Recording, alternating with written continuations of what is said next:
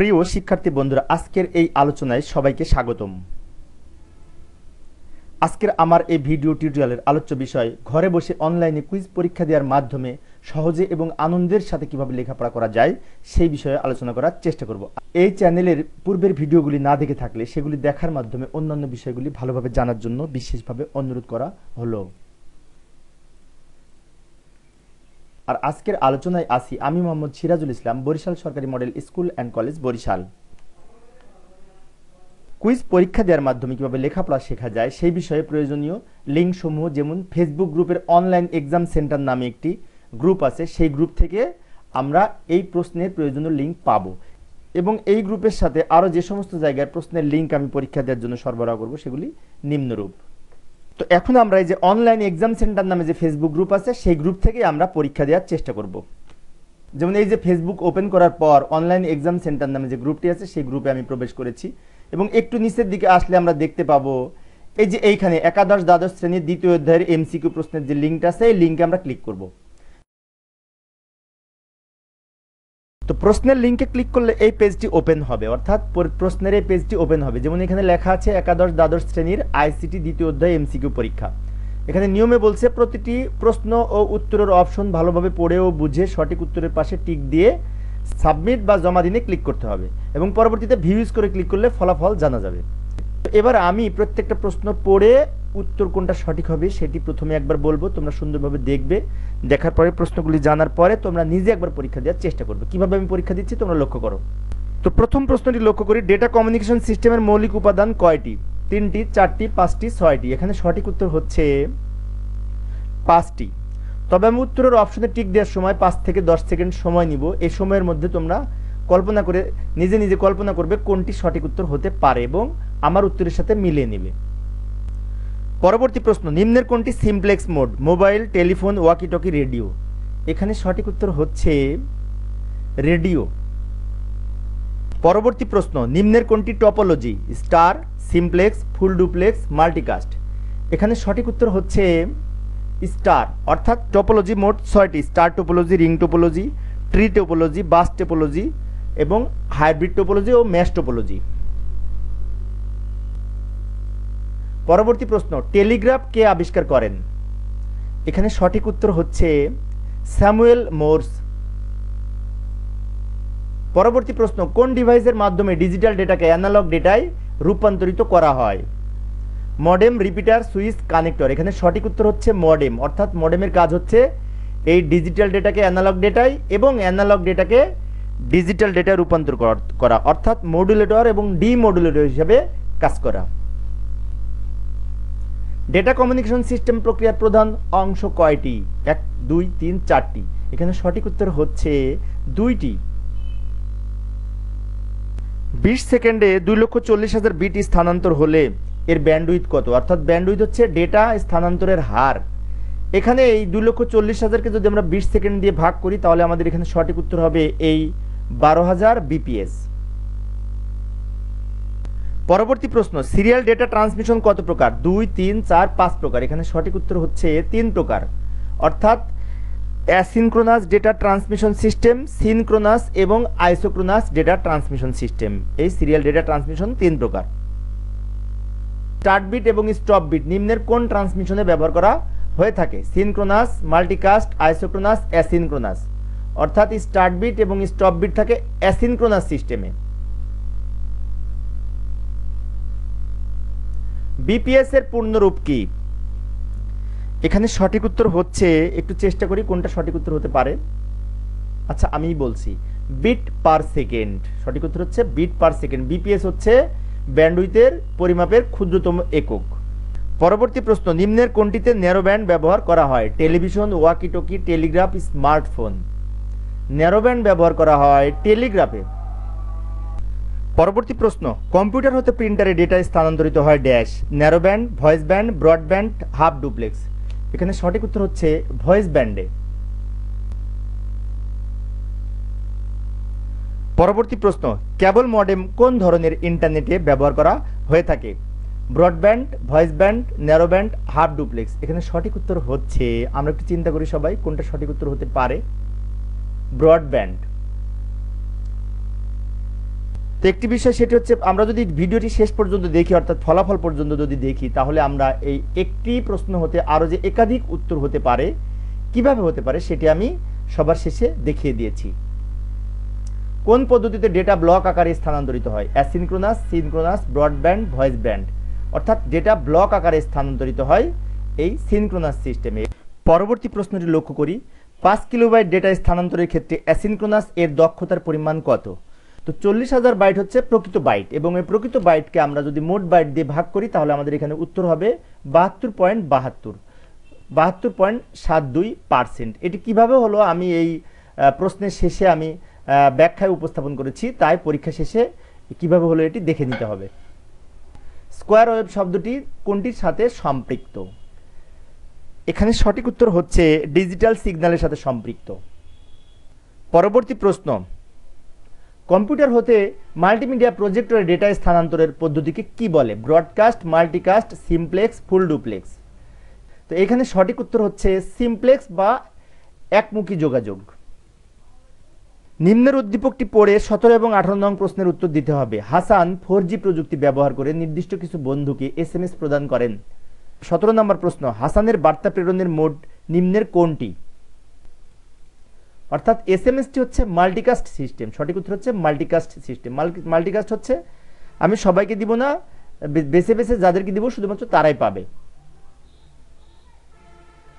উদ্দীপকে বর্ণিত মোবাইল ফোনের প্রযুক্তি দিয়ে সম্ভব সার্কিট সুইচিং পদ্ধতিতে ডেটা প্রেরণ, আইপি নেটওয়ার্ক স্থাপন, ত্রিমাত্রিক পরিবেশ ডেটা স্থানান্তর। তো এখানে সঠিক উত্তর হচ্ছে গ নং, অর্থাৎ 2 এবং 3। অর্থাৎ আইপি নির্ভর নেটওয়ার্ক স্থাপন করা যায় 4G ব্যবহার করে, এবং এই ত্রিমাত্রিক পরিবেশে ডেটা স্থানান্তর করা সম্ভব। পরবর্তী প্রশ্ন, কোন প্রজন্মের মোবাইলে প্যাকেট ও সার্কিট সুইচিং ডেটা পদ্ধতিতে ডেটা স্থানান্তরিত হয়ে থাকে? তো এখানে সঠিক উত্তর হচ্ছে 3G, অর্থাৎ তৃতীয় প্রজন্মের মোবাইলে। কোন ধরনের টপোলজিতে একটি কেন্দ্রীয় কম্পিউটার থাকে? বাস, রিং, ম্যাশ, স্টার। একটু সহজ প্রশ্ন, আমরা নিজে চেষ্টা করি।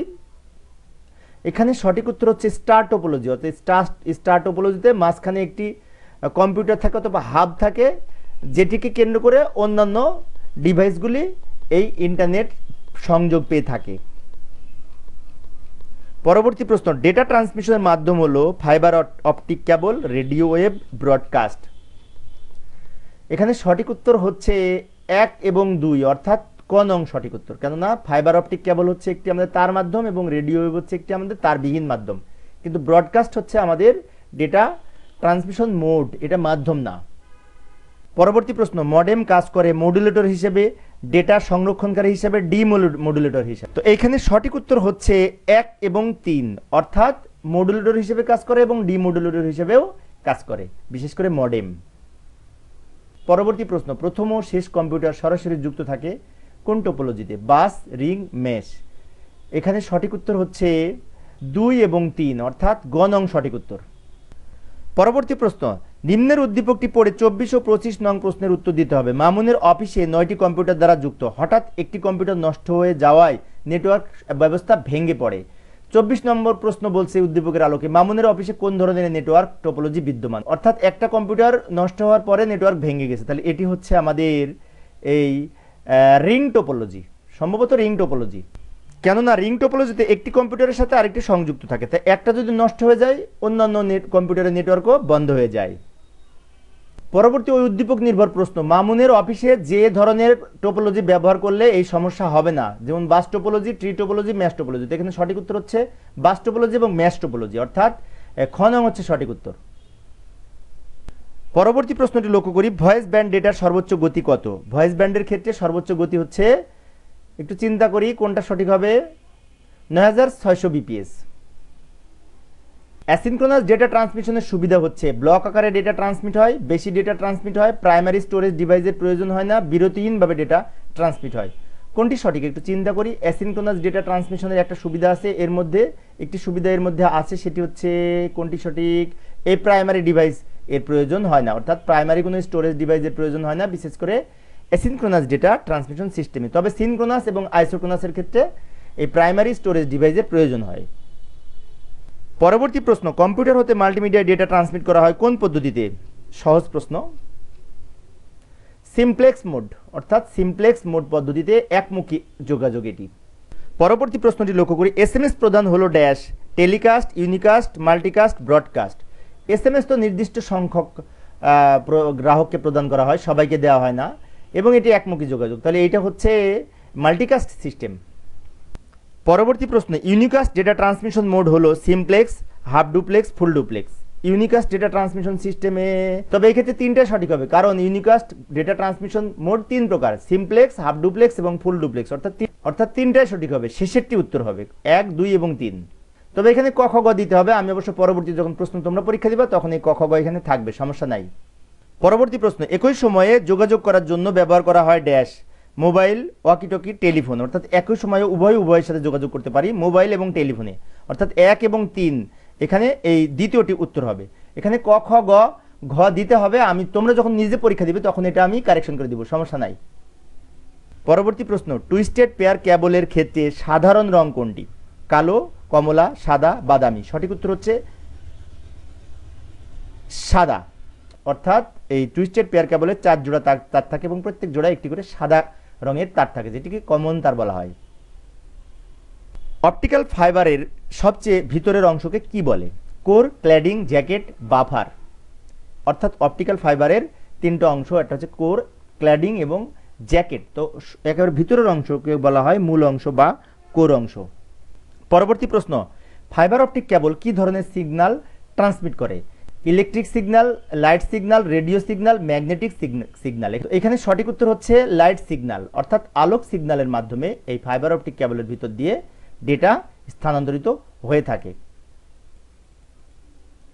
কোএক্সিয়াল কেবল কত প্রকার? 2, 3, 4, 5 প্রকার। কোএক্সিয়াল কেবল 2 প্রকার, সম্ভবত 2 প্রকার, একটা হচ্ছে থিন নেট আর একটা থিক নেট। পরবর্তী প্রশ্ন, অপটিক্যাল ফাইবার কেবল উচ্চ গতি সম্পন্ন, দামে সস্তা, বিদ্যুৎ চৌম্বকীয়, প্রভাবমুক্ত। এখানে সঠিক উত্তর হচ্ছে 1 এবং 3, অর্থাৎ উচ্চ গতি সম্পন্ন এবং বিদ্যুৎ চৌম্বকীয়, প্রভাবমুক্ত। কিন্তু এই যে দামে সস্তা, এটি সঠিক নয়, কেননা অন্যান্য তারের তুলনায় ফাইবার অপটিকের কেবলের দাম বেশি তুলনামূলক। নিম্নের কোনটিতে ওয়্যারলেস প্যান প্রযুক্তি ব্যবহার করা হয়ে থাকে? WiMAX, wifi, Bluetooth, terrestrial.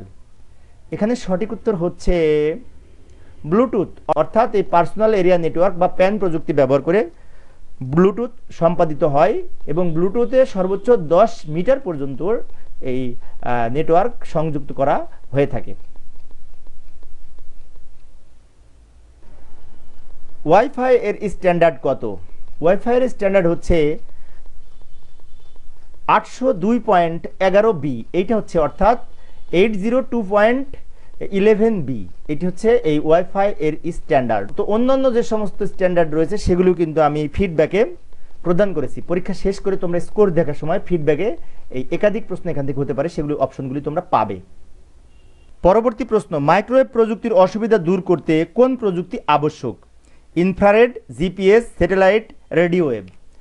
এখানে সঠিক উত্তর হচ্ছে স্যাটেলাইট, অর্থাৎ মাইক্রোওয়েভের চেয়েও শক্তিশালী, যেটা বিশ্বব্যাপী ইন্টারনেট সংযুক্ত করার একটি মাধ্যম হচ্ছে স্যাটেলাইট মাধ্যম। পরবর্তী প্রশ্ন, মোবাইলে কোন প্রযুক্তি হতে ইন্টারনেটের ব্যবহার শুরু হয়? প্রথম, দ্বিতীয়, তৃতীয়, চতুর্থ। তো এটা সাধারণত 2G থেকে ইন্টারনেটের ব্যবহার সম্ভবত শুরু হয়, অর্থাৎ দ্বিতীয় প্রজন্মের মোবাইল। পরবর্তী প্রশ্ন, বাণিজ্যিকভাবে 3G চালু হয় কত সালে? 1990 সালে, 2000 সালে, 2001 সালে, 2004 সালে। এখানে সঠিক উত্তর হচ্ছে 2001 সাল থেকে এই 3G বাণিজ্যিকভাবে চালু হয়। পরবর্তী প্রশ্ন, জিএসএম এর পূর্ণরূপ কি? জিএসএম এর পূর্ণরূপ হচ্ছে global system for mobile communication, অর্থাৎ global system for mobile communication. বানানগুলো ঠিকমতো দেখতে হবে কিন্তু। কোন প্রজন্মের মোবাইল ফোনে আলট্রা ব্রডব্যান্ড গতির ইন্টারনেট ব্যবহার করা হয়ে থাকে? এখানে সঠিক উত্তর হচ্ছে 4G-তে। পরবর্তী প্রশ্ন, গ্রিন ফোন বলা হয় কোন প্রজন্মের মোবাইলকে? টিডিএমএ, এফডিএমএ, সিডিএমএ, পিডিএমএ। এখানে সঠিক উত্তর হচ্ছে সিডিএমএ, অর্থাৎ কোড ডিভিশন মাল্টিপল অ্যাক্সেস, এই সিডিএমএ এর পূর্ণরূপ। পরবর্তী প্রশ্ন, নিম্নের কোনটি বিশ্বব্যাপী জুড়ে থাকা network? Pan, LAN, man, one. তো এখানে সঠিক উত্তর হবে শেষেরটি, অর্থাৎ one, wide area network. Pan হচ্ছে পার্সোনাল এরিয়া নেটওয়ার্ক, যেটা ব্যবহার করে ব্লুটুথ। ল্যান হচ্ছে লোকাল এরিয়া নেটওয়ার্ক, যেটি ওয়াইফাই ব্যবহার করা হয়। ম্যান হচ্ছে মেট্রোপলিটন এরিয়া নেটওয়ার্ক, যেক্ষেত্রে ওয়াই ম্যাক্স ব্যবহার করা হয়। এবং ওয়াইড এরিয়া নেটওয়ার্ক হচ্ছে এই ওয়ান ওয়া প্রযুক্তি। 10 মিটারের মধ্যে তারবিহীন নেটওয়ার্ক এর মাধ্যম কোনটি? Bluetooth, wifi, WiMAX, terrestrial. এটা সবাই পারবে ইনশাল্লাহ। সঠিক উত্তর হচ্ছে ব্লুটুথ। সুইচ বা হাব ব্যবহার হয় নিচের কোনটিতে? Ring topology, bus topology, tree topology, mesh topology. এখানে সঠিক উত্তর হচ্ছে ট্রি টোপোলজিতে, অর্থাৎ ট্রি টোপোলজিতে হাব বা সুইচ ব্যবহার করে নেটওয়ার্ক সম্প্রসারিত করা হয়। পরের প্রশ্ন, নিচের কোন ডিভাইসটিতে ডেটা ফিল্টারিং সম্ভব? Hub, switch, repeater, router. এখানে সঠিক উত্তর হচ্ছে রাউটার। পরবর্তী প্রশ্ন, একটি কেন্দ্রীয় হাব দ্বারা কোন টোপোলজি যুক্ত করা হয়? স্টার, রিং, বাস, ম্যাশ। এখানে সঠিক উত্তর হচ্ছে স্টার টোপোলজি, অর্থাৎ স্টার টোপোলজির মাঝখানে একটি হাব থাকে যা দ্বারা অন্যান্য কম্পিউটারগুলো ইন্টারনেট পায়। পরবর্তী প্রশ্ন, সেলুলার ফোনে কোন টোপোলজি ব্যবহার করা হয়ে থাকে? বাস, স্টার, রিং, হাইব্রিড।